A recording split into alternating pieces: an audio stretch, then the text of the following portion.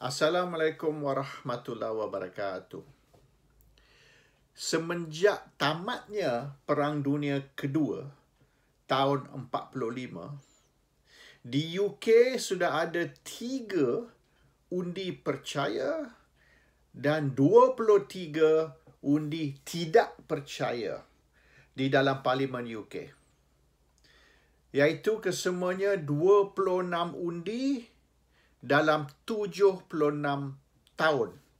26 votes over 76 years. 3 undi percaya, 23 undi tidak percaya.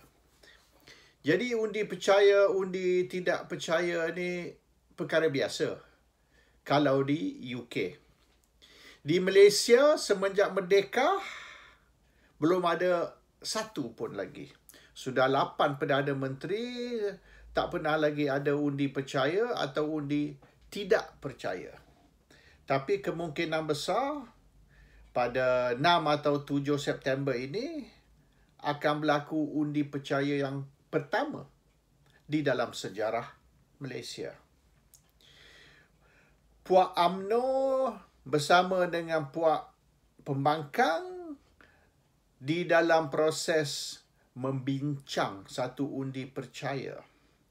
Dan dikatakan beberapa orang di AP mungkin akan menyokong undi percaya terhadap Perdana Menteri. Dan ini mungkin satu berita yang mengejutkan. Dikatakan 13. Betul tak betul saya tak tahu, tapi mengikut orang UMNO, ahli Parlimen UMNO sendiri yang telah beritahu saya, mereka membincang perkara ini. Ada 13 pembangkang dari DAP dan kemungkinan juga dari Parti Amanah dan Parti PKR yang akan menyokong undi percaya.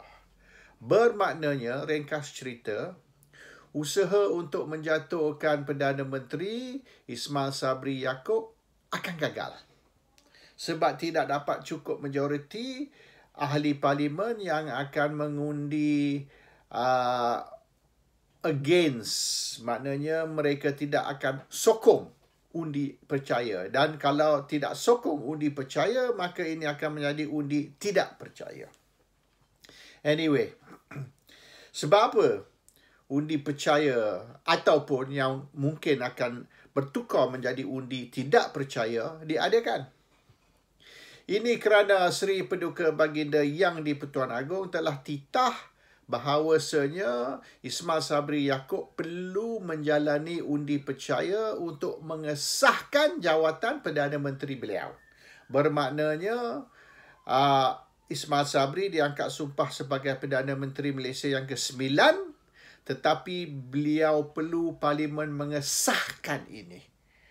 Ini hanya pelantikan agung dan angkat sumpah depan agung, tapi yang akan menentukan, mengesahkan, adakah Ismail Sabri kekal sebagai Perdana Menteri ataupun perlu letak jawatan, ialah Parlimen. Dan perlulah sekurang-kurang 111 ahli Parlimen mengesahkan, iaitu menyokong undi percaya terhadap Perdana Menteri. Itu yang akan berlaku. Tapi ini mungkin luar biasa sebab biasanya bukan agung yang menentukan atau mentitah bahawasanya satu undi percaya perlu diadakan. Ini kerja Parlimen.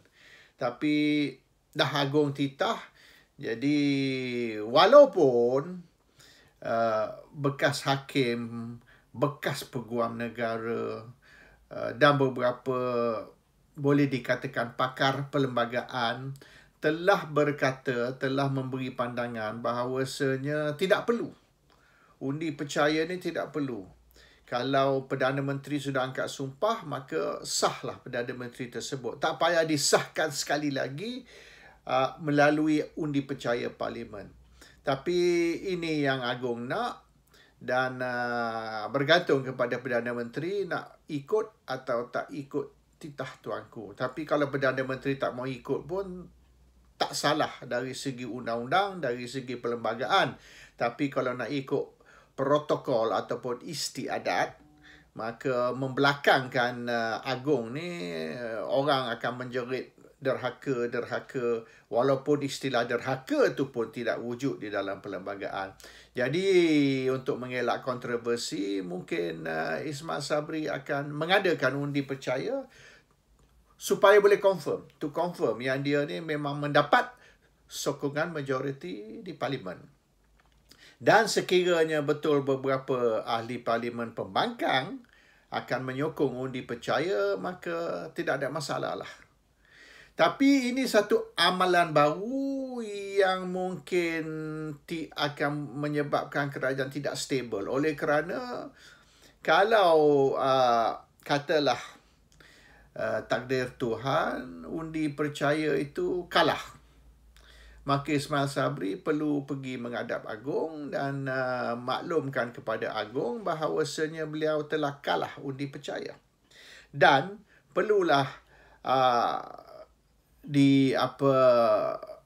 Perdana Menteri memohon pertimbangan dari Agung untuk letak jawatan ataupun bubar parlimen, di antara dua tu. Dan kalau Agung berpendapat yang bubar parlimen ni susah dalam keadaan COVID dan sebagainya, maka peletakan jawatan tu perlu. Kalau Agung tolak permohonan untuk bubar parlimen, maka tanggungjawab Perdana Menteri meletak jawatan dan Perdana Menteri baru perlu dilantik. Jadi proses yang kita telah melihat beberapa minggu ke belakang ni akan ulang balik, repeat all over again. Lobby melobi dan beli membeli dan macam-macam untuk nak dapatkan Perdana Menteri baru dari parti mana pula. Dan dengar kata kali ini Anwar akan push untuk mengambil alih sebagai Perdana Menteri yang ke-10. Tetapi boleh ke tidak Anwar mendapat majoriti 111, 112 ataupun 115 misalnya, itu isu lain. Dan perlulah Anwar mulai sekarang mula berkempen untuk mendapat sokongan. Tetapi katalah Anwar juga mendapat sokongan, dapatlah kata 112, 113 ahli parlimen menyokong beliau sebagai Perdana Menteri yang ke-10, maka proses itu akan berulang, iaitu Anwar pula akan terpaksa mengadakan undi percaya di parlimen dalam masa 14 hari. Jadi kalau tumbanglah Perdana Menteri Ismail Sabri dan kalau Anwar naik jadi Perdana Menteri, maka kemungkinan hujung September ataupun awal Oktober satu lagi undi percaya perlu diadakan dan Anwar perlu sahkan kedudukan beliau sebagai Perdana Menteri yang ke-10. Dan kalau Anwar pula kalah undi percaya dan perlu letak jawatan, maka sekali lagi satu calon baru perlu dicari dan mungkin bulan November, bulan Disember, satu lagi undi percaya perlu diadakan. Jadi mungkin dalam katalah 4-5 bulan ni kita akan ada 3 lagi Perdana Menteri. Dan Perdana Menteri yang ke-11 mungkin bulan Januari ni terpaksa melalui sekali lagi undi percaya dan kalau jatuh Perdana Menteri yang ke-12 ambil alih pada bulan Januari, bulan Februari tahun depan. Dan ini akan berterusan hingga mungkin Perdana Menteri yang ke-20 dan parlimen dibubar supaya pilihan raya umum PRU 15 boleh diadakan selewat-lewatnya pertengahan tahun 2023. Tapi cadangan dia ialah untuk mengadakan pilihan raya pada pertengahan ataupun Julai 2022, iaitu tahun depan. Tapi kalau Perdana Menteri 11 jatuh, 12 naik, 12 jatuh, 13 naik, hinggalah Perdana Menteri yang ke-20, jadi mungkin pilihan raya akan postpone hingga pertengahan tahun 2023, iaitu 22 bulan lagi. barulah pilihan raya akan diadakan. Dan kalau kita lihat dari segi sejarah negara-negara lain, misalnya kita tengok Thailand lah, apabila Perdana Menteri sentiasa dijatuhkan dan Perdana Menteri baru naik dan Perdana Menteri itu pun dijatuhkan dan Perdana Menteri baru naik, either melalui rampas kuasa, military coup, vote of no confidence, maka negara itu akan sentiasa menjalani proses tukar Perdana Menteri. Sekejap-sekejap Perdana Menteri baru. Itali misalnya sebagai contoh. Biasalah kadang-kadang kerajaan 9 bulan jatuh. Kadang-kadang tak sampai setahun jatuh. Setahun lebih sikit jatuh. Jadi berpuluh-puluh kerajaan Itali sudah ada semenjak tamatnya Perang Dunia Kedua tahun 45. Dan dikatakan dalam 30 lebih kerajaan telah naik jatuh di Itali. Dan orang tak heran lah kalau kata kerajaan ni 9 bulan jatuh, 6 bulan jatuh, setahun lebih sikit jatuh. Normal lah bagi Itali. Malaysia belum lagi, tapi nampaknya akan berlaku sekiranya ramai sangat yang nak jadi Perdana Menteri, ramai sangat yang nak jatuhkan Perdana Menteri. Dan oleh kerana Seri Berduka Baginda Yang di-Pertuan Agong telah pun buka ruang ataupun buka jalan untuk undi percaya diadakan, dan mereka sedang bincang sekarang untuk undi percaya diadakan bulan depan ni. Dan kalau berlaku, maka selepas tu tak kisah siapa naik, akan berlaku banyak lagi undi percaya, undi tidak percaya, akan menjadi amalan atau budaya Parlimen Malaysia, politik Malaysia, iaitu tiap-tiap kali Perdana Menteri naik, walaupun menang pilihan raya ke melalui jalan pintu belakang, tebuk atap, tak kisahlah apa kita nak panggil, maka undi percaya, undi tidak percaya akan menjadi part and parcel of Malaysian politics, iaitu akan menjadi our culture.